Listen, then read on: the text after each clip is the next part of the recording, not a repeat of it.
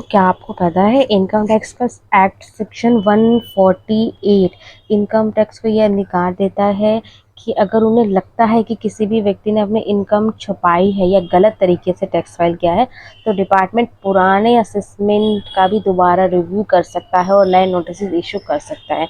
जी बिल्कुल हाँ, आपके मन में एक सवाल होते हुए कि मैंने इस साल अपना ITR फाइल किया है तो आगे कितने सालों तक जो चांसेस है कि मेरे को नोटिस आ सकते हैं अगर मैंने कुछ भी गलत आइडिया या कुछ भी मिस्टेक कर दी है, अपनी इनकम छुपाई है। तो देखिए, अगर आप अपनी इनकम छुपाएंगे तो आपको आइडिया होता है बट आपके मन में भी ये क्वेश्चन ज़रूर होता है कि क्या लिमिट है, क्या चीज़ है। तो इसी का जो सोल्यूशन आज आपको मिलेगा। तो जैसे कि सेक्शन 148 नोटिस कब आता है, तो देखिए, अगर इनकम टैक्स ऑफिसर को लगता है कि आपने अपनी इनकम रिपोर्ट नहीं की है या टैक्स बचाने की कोशिश की है, गलत या इनकम्प्लीट आइडिया आपने फाइल की है और आपके फाइनेंशियल ट्रांजैक्शन जैसे कि हाई वैल्यू डिपॉजिट्स है, हाई वैल्यू डिपॉजिट्स किसको कहते हैं, 10 लाख से ऊपर की जितने भी होती हैं, प्रॉपर्टी में अगर आप 30 लाख से ऊपर का करते हैं, स्टॉक मार्केट में करोड़ में जाता है, तो सस्पिशियस लगती है अगर डिपार्टमेंट को, तो वो प्रीवियस असेसमेंट में कुछ भी ऐसा पॉइंट हो गया है तो वो उसको चेक कर सकते हैं, रिव्यू कर सकते हैं और आपको नोटिस भेज सकते हैं। तो क्या रूल्स है, क्या चीज़ें, इस तरह की चीज़ें किस तरह से होती है, इसके बारे में आज इस वीडियो में हम पूरी तरह से डिस्कस करेंगे। तो वीडियो को आपको एंड तक ज़रूर देखना है। तो आइए वीडियो में हम आगे देखते हैं। तो सबसे पहले, जैसे कि आपको पता भी मार्च मंथ है, तो इनकम टैक्स डिपार्टमेंट जिस तरह से हमें अपने बिजनेसेस को अपने अकाउंट्स क्लोज करने होते हैं, कुछ एक्टिविटीज़ को फिनिश करना होता है, सारे अकाउंट्स क्लोज करके ईयर को क्लोज करना होता है, उसी तरह इनकम टैक्स डिपार्टमेंट को भी अपने मंथ ऑफ मार्च में पेंडिंग केसेस जो है, जो पिछले पेंडिंग केसेस हैं उनको ख़त्म करना होता है, न्यू केसेस को ओपन करना होता है अगर ज़रूरत पड़ती है तो, और किसी कौन से केसेस को कब ओपन करना है उसके बारे में भी डिसीजन लेने होते हैं। तो मार्च के मंथ में देखेंगे कि सबसे ज़्यादा नोटिस जो आते हैं वो मार्च के मंथ में ही आते हैं। तो अगर हम ट्रांजैक्शन की बात करें, कितनी ट्रांजैक्शन आपने करी होगी कि तो आपको प्रॉब्लम हो सकती है। देखिए, अगर आप कैश में, FD में, credit card, property, share market, generally इन्हीं ट्रांजैक्शंस को सस्पिशियस ट्रांजैक्शंस में आते हैं।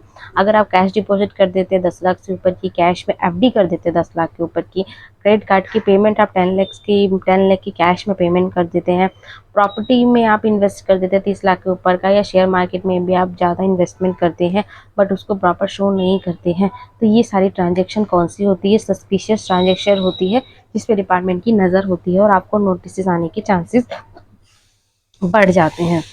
तो सेक्शन 147 की अगर हम बात करें तो सेक्शन 147 के अंदर 148A का नोटिस आता है।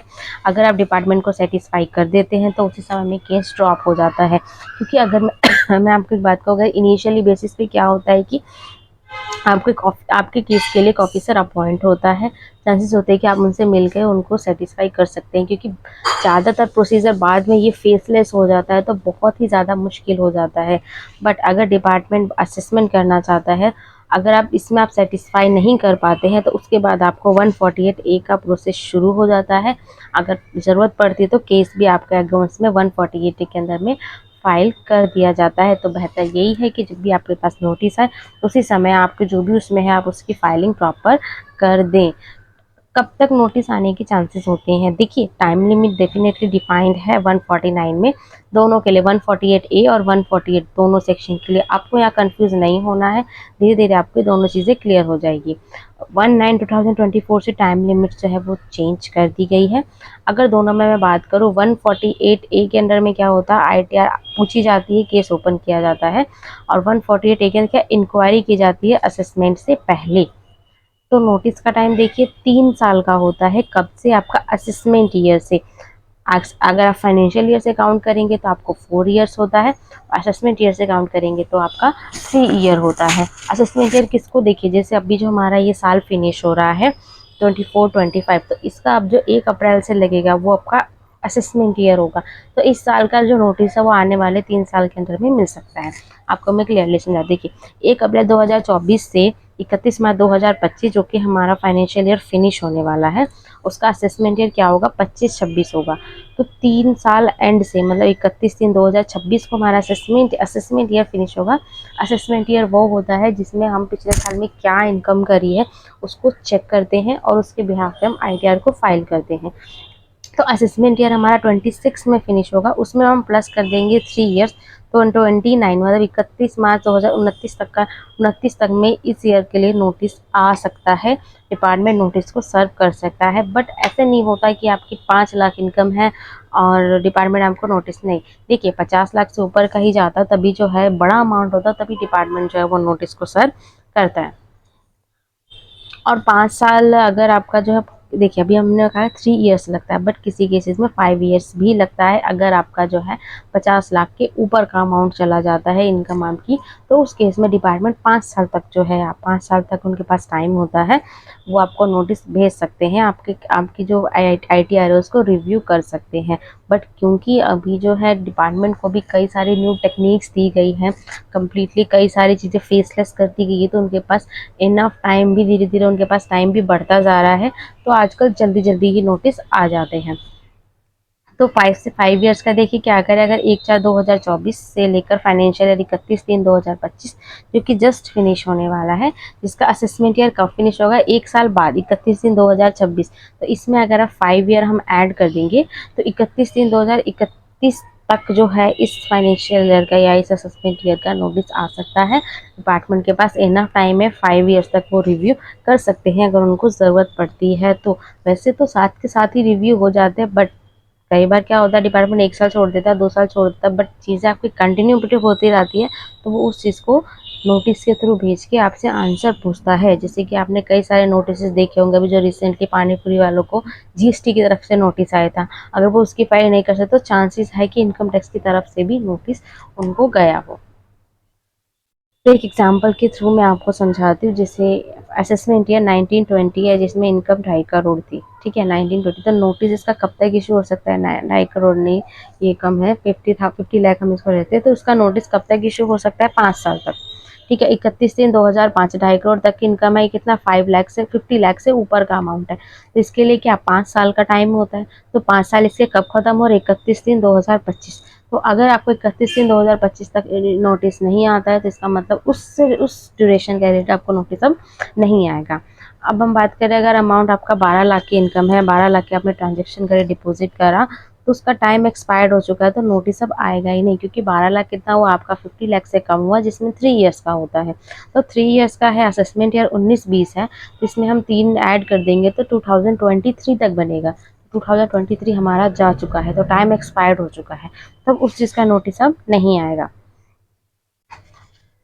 ठीक है। तो फाइनेंशियल ईयर जो इस तरह से आप देख सकते हैं, 50 लाख से कम है तो 3 ईयर, 50 लाख से ज़्यादा है तो 5 ईयर्स में रहेगा। अब जैसे असेसमेंट, एक एग्जांपल और लेते हैं, असेसमेंट ईयर 21-22 है, इनकम आपकी 12 लाख है, ठीक है, और नोटिस इसका 148A के अकॉर्डिंग कब तक इशू किया जा सकता है, 3 साल, असेसमेंट ईयर से 3 साल होता है, फाइनेंशियल ईयर से 4 साल होता है, असेसमेंट ईयर से 3 साल, फाइनेंशियल ईयर से 4 साल, और अगर 50 लाख से ऊपर की इनकम है तो असेसमेंट ईयर से 5 साल और फाइनेंशियल ईयर तक 6 साल उसको लिख सकते हैं। तो इशू कब तक हो सकता है, 31/3/2025 तक, मीन्स अभी जो ये हमारा मंथ एंड हो रहा है तब तक, अगर इस समय तक नहीं आता है, क्योंकि इसमें हम 3 ईयर्स ऐड करेंगे, 3 ईयर्स क्यों हम ऐड करेंगे, क्योंकि 12 लाख तक की इनकम है, तो 50 लाख से कम अगर होता है तो 3 ईयर्स का ही जो है वो रूल है, तो इस उसके बाद फिर नोटिस नहीं आएगा। तो अभी चांसेस है नोटिस आने की, अगर अभी कुछ भी गड़बड़ दिखती है डिपार्टमेंट को और डिपार्टमेंट उसको रिव्यू कर लेता है तो वो नोटिस आ सकता है। और 148 के नोटिस की देखिए टाइम लिमिट कब होती है, ठीक है, अगर आप जस्टिफाई नहीं कर पाते हैं तो उनको क्या, उनके पास 3 ईयर्स और 5 ईयर्स का तो अभी मैंने रूल आपको बताया ही, 3 मंथ्स और एक्स्ट्रा होते हैं नोटिस को सर्व करने के। एग्जाम्पल से मैं आपको एक और एग्जाम्पल से मैं आपको क्लियर करती हूँ। हमारे पास, मैंने अभी यहाँ पे एक फाइनेंशियल ईयर असेसमेंट ईयर लिया है, 21-22, 20-21, 19-20, ठीक है, 3 फाइनेंशियल ईयर लिया है, तीनों में अलग अलग इनकम है। अब 148 इशू होगा, 148 की टाइम लिमिट क्या है वो मैं आपको बताती हूँ। सबसे पहले देखते हैं, अगर 9 लाख, ठीक है, 9 लाख है तो यहाँ पे जो 148 ए के क्या हो सकता है, देखिए 9-10 लाख से कम है, क्योंकि वो बड़ा अमाउंट हुआ नहीं है, जो सस्पिशियस एक्टिविटी देखी जाती है 10 लाख के ऊपर की होती है, तो इनको नोटिस नहीं इशू होगा, कोई टाइम लिमिट की एप्लीकेबल ज़रूरत नहीं है। उसके बाद जैसे 35 लाख की बात कर देती है, क्या है, 50 लाख से कम है, असेसमेंट ईयर है 20-21, तो इसमें कितना लगेगा, 3 ईयर्स लगेगा, तो 3 ईयर्स लगेगा, 3 ईयर्स तो निकल चुके हैं, 20-21 से 3 जोड़ेंगे तो 2024 तक आएगा, और 2024 का जो मार्च है वो जा चुका है, तो इनको नोटिस अभी इशू नहीं होगा। तो नोटिस इशू नहीं होगा तो टाइम एप्लीकेबल है ही नहीं। अब एक है सेशन 1920 असेसमेंट ईयर, तो और यहाँ पे इनकम कितनी है 55 लाख, तो 50 लाख से ऊपर हुआ तो यहाँ पे कितना लगेगा 5 साल। 5 साल का यहाँ पे ड्यूरेशन है। अब 5 साल का ड्यूरेशन है तो 20 में अगर 5 साल जोड़ेंगे तो 25 का भी टाइम है। ठीक है, बेशक से अभी मैं 24 मार्च को शूट कर रही हूँ, 24 मार्च, अभी 6 to 7 डेज है। तो नोटिस इशू हो सकता है अगर कुछ प्रॉब्लम आती है। तो 148 का तो ठीक है, 31 मार्च तक का टाइम है। और 148 का नोटिस की लिमिट क्या होती है, 3 साल 3 महीने एक्स्ट्रा होती है। तो मार्च के बाद अप्रैल मई जून, जून तक जो है 148 का भी नोटिफिकेशन इशू हो सकता है। 148 का नोटिस कब इशू होता है, जब 148 ए की जो है कंप्लाइमेंट नहीं होती है तब। तो डेफिनेटली इतनी सारी बातें हमने की, तो मैं क्या आपको सजेशन दी कि मैं आपको हमेशा ही आपको कहती हूँ कि आप जो है अपना AIS TIS 26 ईयर्स क्वार्टरली ज़रूर चेक करें। बेशक से पूरे साल नहीं भी चेक करते तो बट अभी मई जून में आपको ज़रूर चेक करना है। अपना ITR देखिए, अकॉर्डिंगली प्रॉपरली फाइल करें, क्योंकि आज आज आप बचा लेते तो आप जब नोटिस आता है तो आपको फाइल करना ही होता है। उस समय डिपार्टमेंट आपसे इंटरेस्ट भी लेता है। अगर आपका एडवांस टैक्स बनता है, आपने एडवांस टैक्स नहीं दिया तो इंटरेस्ट भी लेता है और फाइन भी ले सकता है। और अपने रिकॉर्ड्स को ज़रूर मेंटेन करके रखिए, बहुत अच्छी चीज़ होती है। बट ठीक है, फिर भी आपको 148 का नोटिस, चलिए मान लेते हैं कि आ गया है, तो देखिए घबराना नहीं है। नोटिस आएगी, जस्ट डिपार्टमेंट इन सब क्वेश्चंस के आंसर चाहता है, तो आपको उसकी टेंशन नहीं लेना। आप अपनी ITR को रिवाइज करेंगे कैसे, आपको जो जिस भी सेशन की ITR के बेसिस पे आपको नोटिस आया है, तो उस सेशन की ITR, बैंक स्टेटमेंट को सबको आपको रिव्यू करना है। जो आपके प्रोफेशनल है जिनसे आपने ITR फाइल करवाई है, उनसे बात करें। टैक्स कंसल्टेंसी की सलाह आप ले सकते हैं। टाइम लिमिट का ध्यान आपको ज़रूर रखना है।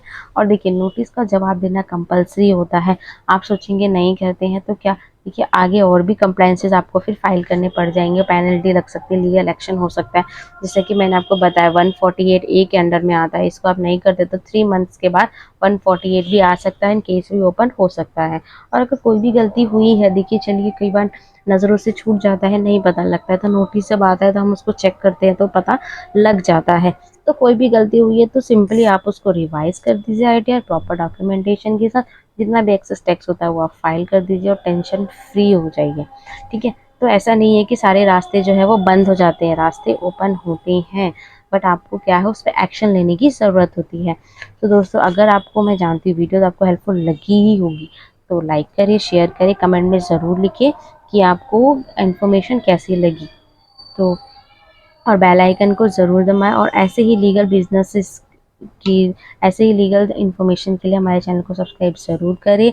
और अपने बिजनेस और भी अपनी जॉब हो, अपने करियर को ग्रोथ में लाते रहें। सो मिलते हैं नेक्स्ट वीडियो में, तब तक के लिए अपना ख्याल रखिए और अपने ITRs को ध्यान रखिए, क्योंकि अभी टाइम उसी का ही है।